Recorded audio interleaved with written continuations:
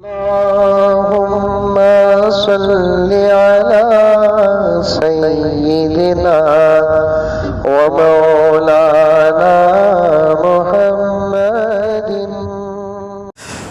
जहाँ दीदा शख्सियत हजरत मौलाना मुफ्ती तकी उस्मानी दामत बरकातुम सारे आलम का इस वक्त का सबसे बड़ा मुफ्ती, सारे आलम का, सिर्फ पाकिस्तान का नहीं, एशिया के नहीं, सारे आलम का। बात गलत नहीं है, बात हकीकत है। अरब भी आज अगर नए मसले का जवाब लेना चाहता है तो हजरत मौलाना मुफ्ती तकी उस्मानी का दरवाज़ा खटखटाता है। अल्लाह ने ऐसा इल्म अता किया, दुनिया तकरीबन देख चुके हैं। जहां दीदा शख्सियत, कई जुबानों के माहिर, लाखों शागिर्दान, हजारों मुरीदीन, चहीते और उस्ताद का तो हिसाब ही नहीं। लेकिन हजरत फरमाते हैं, एक मर्तबा मैं कहीं जा रहा था, किसी जरूरी काम से मैं कार से उतरा, मुझे एक नौजवान देखा और पहचान लिया। करीब आकर पूछा, अस्सलामु अलैकुम। वालेकुम अस्सलाम। आप हजरत मौलाना तकी उस्मानी हैं? जी, क्योंकि हजरत इतने बड़े आलिम, मुफस्सिर और मुहद्दिस हैं, लेकिन सादगी ऐसी है कि पहचाने नहीं जाते।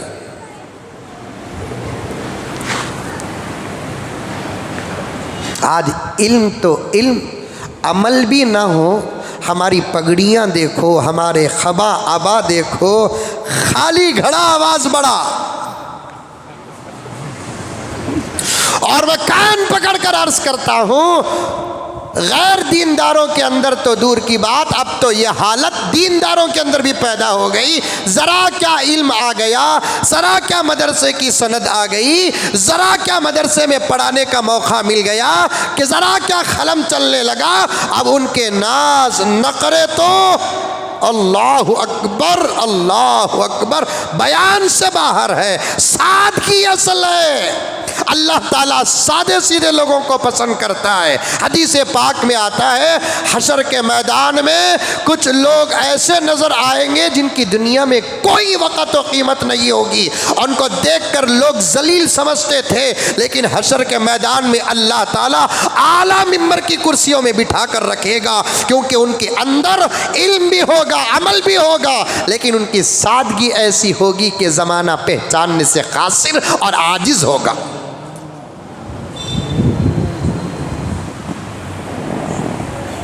और हजरत दामत बरकातुम बड़े सादे सीधे, बहुत सादे सीधे। हिंदुस्तान तशरीफ लाए थे, बेंगलोर में भी हजरत का खिताब हुआ, दारुल सबील रशाद, तो हजरत बड़ी मोहब्बत के साथ तशरीफ़ लाए। उस वक्त हमारे हजरत अमीर शरीत हकीमुल मिल्लत मुफ्ती अशरफ अली साहब रहमतुल्लाह अलैह बाहयात थे, और हजरत ने मौलाना मुफ्ती तकी उस्मानी साहब दामत बरकातुहू हमने अपने किताब में ख़ुद फरमा दिया, हिंदुस्तान को मेरे आने के मकासिद में से ये एक मकसद हजरत मुफ्ती अशरफ अली साहब और दारुल उलूम सबील रशाद को देखना है। हमारे माहौल में भी ऐसे महताब व आफताब हैं, लेकिन पहचानते नहीं हम। घर की मुर्गी दाल बराबर। सारे आलम का मुफ्ती, सारे आलम का इस वक्त का सबसे बड़ा मुफस्सिर, सारे आलम का इस वक्त का सबसे बड़ा मुहद्दिस, फ़क़ीह वक्त। बेंगलोर, हिंदुस्तान, देवबंद सब तशरीफ़ लाए थे। एक मरतबा मेरा वानिमबाड़ी में प्रोग्राम, माफ़ करना, वीकोटा में प्रोग्राम था। दिन में मालूम हुआ कि उसी दिन मगरिब के बाद हज़रत प्रणाम बट आ रहे हैं, हज़रत तकी उस्मानी साहब। तो मेरा प्रोग्राम 4 बजे तक ख़त्म हुआ। वीकोटा से प्रणाम बट बहुत करीब है, मैंने साथियों से कहा कि भाई पिरनापट जाएंगे, हज़रत के ख़िताब में शरीक रहेंगे, फैज़ पाएंगे, मुलाकात की सआदत मिल गई तो ज़हे नसीब ज़रूर मुलाकात करेंगे, क्योंकि आलम का आलिम आ रहा है।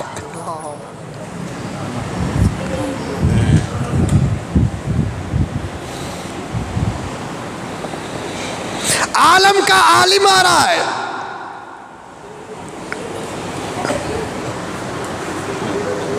साथियों ने भी तैयारी, हम गए। हज़रत के आने से पहले मैं जिस मस्जिद में हज़रत का ख़िताब था उस मस्जिद में दाखिल हुआ तो पिरनापेट मेरा पुराना गहरा ताल्लुक़ है। उस शहर से 17-18 साल से मैं रमज़ान में ख़ास तौर पर जाता आता रहता हूँ। वहाँ के साथियों ने मुझसे मोहब्बत का इजहार किया और मस्जिद में एक हिस्सा ख़ास तय करके रख दिए थे ताकि हज़रत के आने में परेशानी ना हो, और वहाँ पर 10-15 हज़रात को बैठने की इजाज़त थी। इत्तफ़ाक़ से वो जगह में मुझे भी जगह मिल गई। बिल्कुल नमाज भी हज़रत ही को पढ़ाना था। हज़रत उस्मानी साहब दामन बरकातुम को नमाज़ पढ़ाना था। बिल्कुल मुसल्ले के ज़रा साइड में मैं बैठ गया, जहाँ मौज़िन साहब बैठते उससे ज़रा हट कर बैठा। अभी 10-12 मिनट थे नमाज अज़ान होने के लिए, मगरिब तो। थोड़ी देर के बाद एक साहब आए, सीधा आकर बिल्कुल इमाम साहब के मुसल्ले के बिल्कुल पीछे आकर बैठ गए। मैं भी उस वक्त तक हज़रत को देखा नहीं था। हज़रत की किताबें पढ़ी लेकिन हज़रत को देखा नहीं था। तो एक साहब आकर उधर बैठ गए थे और इतने सादे सीधे थे कि मैं सोचा कि ये तो हज़रत की जगह है, हज़रत नमाज़ पढ़ाए तो इधर बैठेंगे, नमाज़ पढ़ाने से पहले इधर बैठेंगे। ये इतने सादे सीधे आदमी, बिल्कुल यकीन नहीं करेंगे महबूब साहब, इतनी सादगी थी उस आदमी के अंदर कि वो आकर बैठ गए। वो भी लुंगी, जुब्बा, जाल की ऐसी टोपी, पान खाया हुआ मुंह, बिल्कुल सादी सीधी शख्सियत। उनके बिल्कुल बाजू में मुझे बैठने की सादत मिली। मैं सोचा ये कौन आदमी होंगे। खैर, लेकिन ये बात तो तय थी कि आज मगरिब की नमाज हज़रत पढ़ाने वाले हैं। अज़ान हुई, अभी हज़रत नहीं आए। पूरी अज़ान ख़त्म हो गई, जो जगह खाली थी 10-15 हज़रात की वो भी फुल हो गई, अभी हज़रत नहीं आए। मैं ही नहीं, पूरी मस्जिद पीछे पलट पलट कर देख रही है, लेकिन हज़रत आ रहे नहीं। अब पहली सफ़ में मौज़िन साहब आकर इक़ामत भी शुरू कर दिए, अभी भी हज़रत नज़र नहीं आ रहे। जब हय्या अलस सलाह के करीब इक़ामत पहुँची तो तब जो बिल्कुल सादी सीधी शख्सियत बैठी थी वो आगे बढ़ रही है। तब पता चला कि यही वो आलिम है जिस पर ज़माना नाज करता है।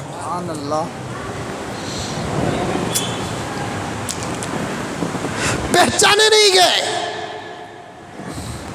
और अकरम साहब, खुदा की कसम खाकर कहता हूँ कि हज़रत का बयान लंबा चौड़ा नहीं था डॉक्टर साहब, सिर्फ 45 मिनट था हज़रत का किताब। या अय्युहल्लज़ीना आमनू तक़ुल्लाह व कूनू मअस सादिक़ीन पर हज़रत ने जो किताब फरमाया, एक समंदर बहा दिया। सादी ऐसी, आज दुनिया के अंदर इल्म ज़रा आ जाए, दौलत ज़री आ जाए, शोहरत ज़री मिल जाए, यूँ समझते हैं कि हमारे से बड़ा दुनिया में कोई नहीं है। क्या खतरा भर सलाहियत किसी को मिल जाए, यूँ समझते हैं कि दुनिया हमारे कदमों तले है।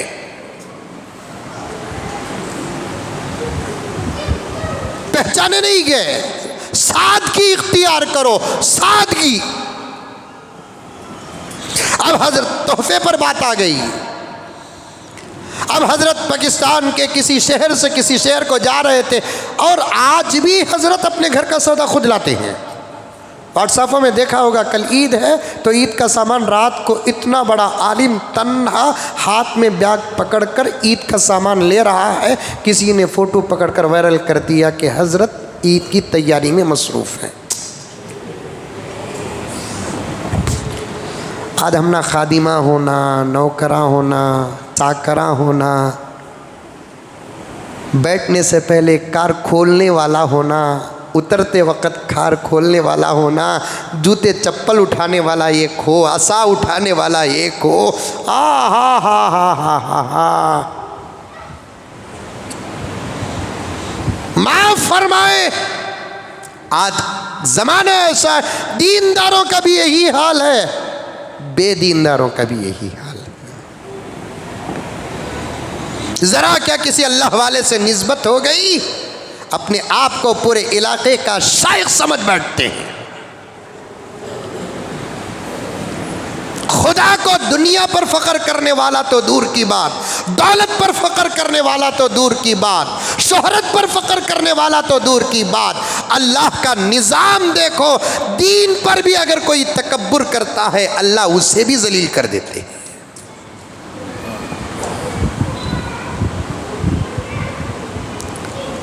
अपने ईमान पर फख्र मत करो, शुक्र करो। सादगी मेरे नाम, सादगी बहुत बड़ी चीज़ है। हज़रत मौलाना तकी उस्मानी साहब दामत बरकातुहुम सफ़र कर रहे थे, एक रास्ते में उतरे किसी काम से। हज़रत फरमाते हैं मेरे लाखों करोड़ों आशिकों में मैं उतरा तो एक आदमी नौजवान आया, आकर कहने लगा आप मौलाना तकी उस्मानी हैं? जी जी जी हज़रत मैं आपसे बहुत मोहब्बत करता हूँ। शुक्रिया बेटा। फिर हज़रत ने कहा कि हज़रत ये 10 रुपये लीजिए, आप भी मसरूफ़ हैं, मैं भी गरीब हूँ, आपको पूरा पेट भर कर खाना खिलाने का मेरे पास पैसा नहीं है और उतना वक्त आपके पास भी नहीं है, सिर्फ एक चाय की ख्वाहिश है, वो भी हज़रत आपको मैं ये 10 रुपये दे रहा हूँ। जब कभी आपको चाय की चाहत हो तो मेरे 10 रुपये में चाय पी लेना, ये मेरे ऊपर आपका करम होगा। हज़रत दामत बरकातुहुम फरमाते हैं सारे आलम के इतने आशिकों में मुझे सबसे ज़्यादा खुलूस उस नौजवान में नज़र आया। वो 10 रुपये लेकर मैं जहाँ भी गया 10 रुपये बाकी थे, मेरी ज़रूरत पूरी हो गई। ये 10 रुपये के खुलूस की बरकत थी।